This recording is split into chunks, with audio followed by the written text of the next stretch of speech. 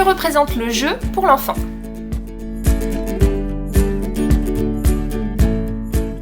Alors, le jeu, je pense que c'est un concept d'adulte, parce qu'en fin de compte, l'enfant ne joue pas. L'enfant, il explore, il veut comprendre, il veut chercher à comprendre, il va faire des tas d'expérimentations. Mais il se trouve que quand on le voit faire ces expérimentations, il a l'air content de les faire. Et donc l'adulte se dit, il joue, parce que lui, l'adulte, il a oublié de se faire plaisir quand il explore peut-être. Donc c'est vrai que l'enfant va être dans une démarche de comprendre le monde, parce que ce monde est tout à fait nouveau pour lui, donc il va essayer de voir quels sont les fonctionnements des objets, les lois physiques qui entourent son environnement.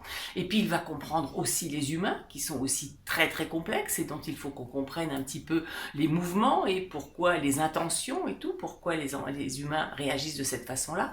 Donc l'enfant a un travail vraiment très très sérieux depuis la naissance, c'est de mettre un peu d'ordre dans tout cet environnement et d'essayer de le comprendre. Donc on va le voir, surtout pour tout ce qui est exploration, prendre des objets, les manipuler pour avoir d'abord une idée de cet objet, en prendre connaissance, savoir ce que cet objet représente, quel est son poids, sa taille, ce qu'on peut faire, dans quel récipient il peut rentrer et tout.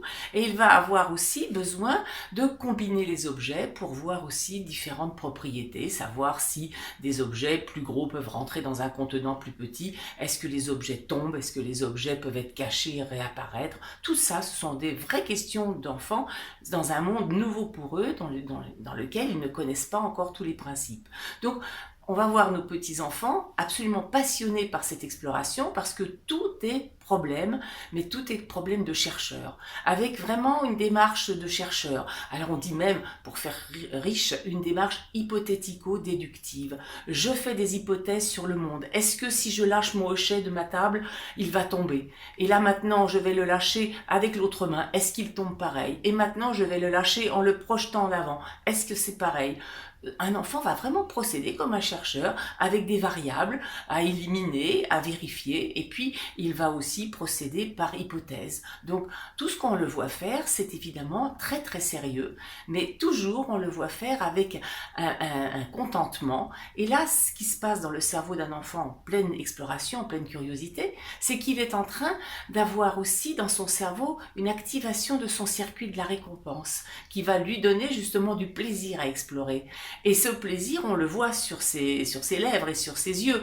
Il est content en effet parce que son cerveau est envahi de dopamine et lui donne un vrai plaisir d'explorer. Donc on a vraiment un cercle vertueux. L'enfant explore parce qu'il est curieux.